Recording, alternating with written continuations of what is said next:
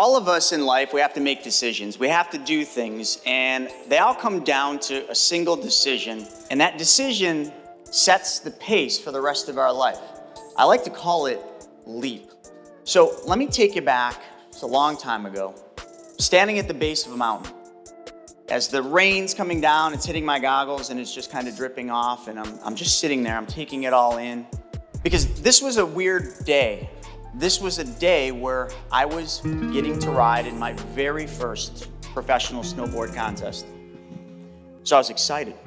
I was getting ready to embark on the greatest opportunity of my life at that point. This was a dream that was literally coming true. So of course, I wanted to be the first one on the lift. And as I sit there at the bottom of the mountain, just feeling the rain, looking at the dense fog, in the background, I hear the lift roar to life. I knew it was go time.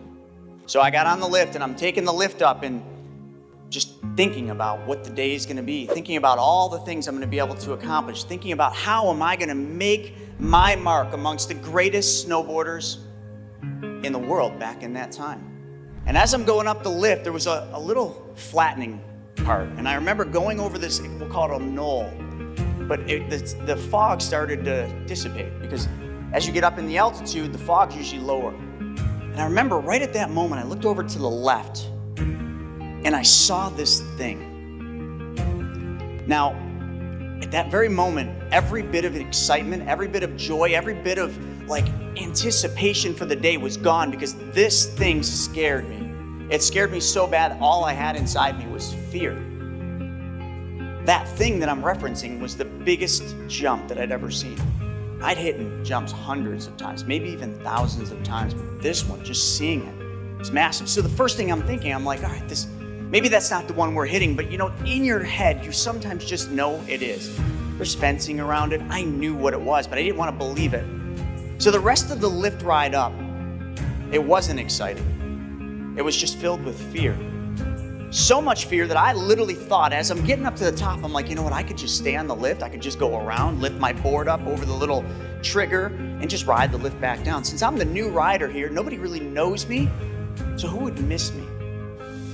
At that moment, my board touched the ground and I stood up. I remember sitting at the top of the mountain, looking down the giant run into that jump, just being fearful. And I'm walking around trying to get myself in the mode, trying to listen to music.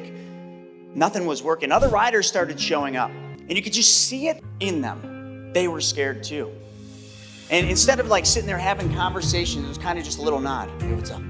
That's all it was. Now, as riders, we have this, we'll call it a sick game. But when you get to a contest, you always have to pick the one. And I always refer to the one not as a good thing, but as more of a bad thing, because the one is the guinea pig. The guinea pig that has to hit the jump first. And usually this was accomplished with a game of Rochambeau, rock, paper, scissors. And I remember, I'm not good at that game. And I don't know if I threw a rock, because that's just always my go-to, right? You throw the rock and somebody had a paper, so I had to hit the jump first. And I remember, I'm standing looking down this, and I'm just gonna pull this chair up because I'm kind of short, and this just makes it feel a little bit better. And I'm looking down at this thing, and I'm thinking to myself, okay, if I go too fast at this jump, I'm gonna hit it, and I could overshoot the landing, which literally would be like falling from 20 to 30 feet flat to the ground. That's paralysis at the worst case. That's a blown out knee, a broken tailbone. I've done these things. I know what that feeling is. So I'm like, all right. How about if I just do one, maybe two speed checks before I hit the jump? But then you're thinking, okay, if I do that, I don't have enough speed to carry me over the lip or over the landing, and you're just gonna smash into the backside of the jump. Again, you could blow your knee out. These are the thoughts that are going through my head, just escalating that fear, building that fear up inside. And I didn't even hear the starter who came up and said, ready when you are. I didn't even hear it. But the second time he said it, oh, I heard it then. He's like, go at will. Now at this very moment, all you've been doing is hyperventilating and thinking about all the bad things that can happen, staring down at this thing. You have a decision to make. All of you would have had to make this decision, standing at that one moment. This is your defining moment. I just sat there and I just took a deep breath. And I leaped. And the next thing is just a couple seconds of, and then you're in the air. But you see, that second, that very moment, all the fear that I had inside me is gone. It's completely gone. Because now instinct kicks in. The hundreds of times I've hit and jumps, the times I practiced, that kicks in. It's like a bird when the mother kicks it out of the nest. It doesn't fall to its death. It flaps its wings. It knows how to fly. Well, I also knew how to fly. And I did. And then I hit the landing. But see, at that moment, fear is gone. Excitement, but a new level of excitement is inside me. I want to get back to the top of that jump as fast as I can because I got this trick and that trick and I got all this inside me that I need, the world to see.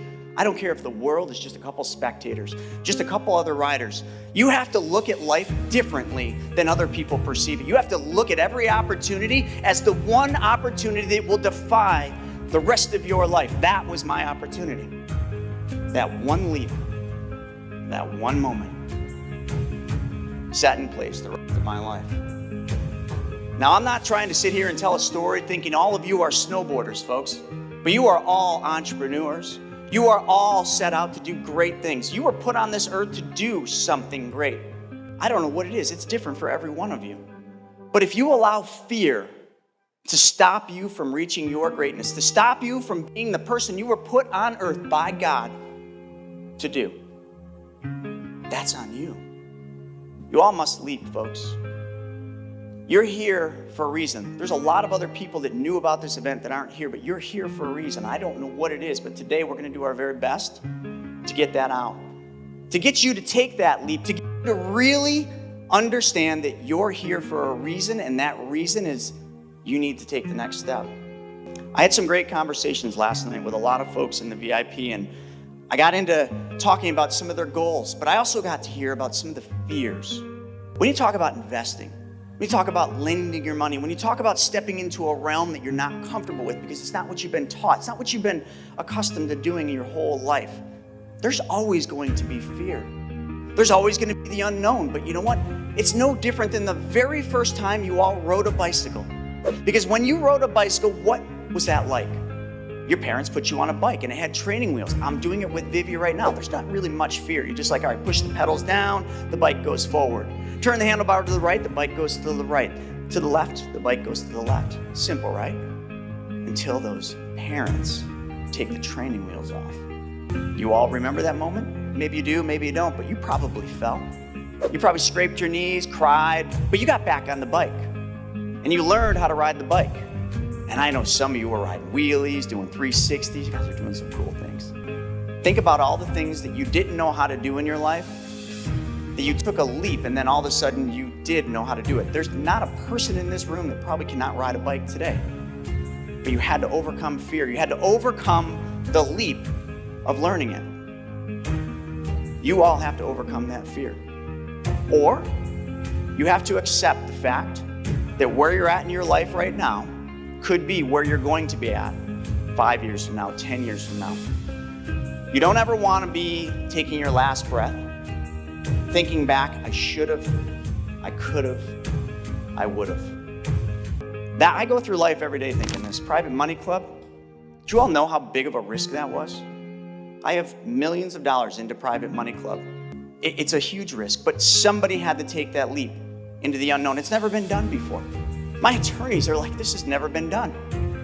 That's the risk. I didn't know what the regulators were going to do. I didn't know whether we could even do this. And in the beginning, I had spent a lot of money. I developed something, and then all of a sudden the attorney said, you can't do this. The regulators won't allow this. And we had to exclude states.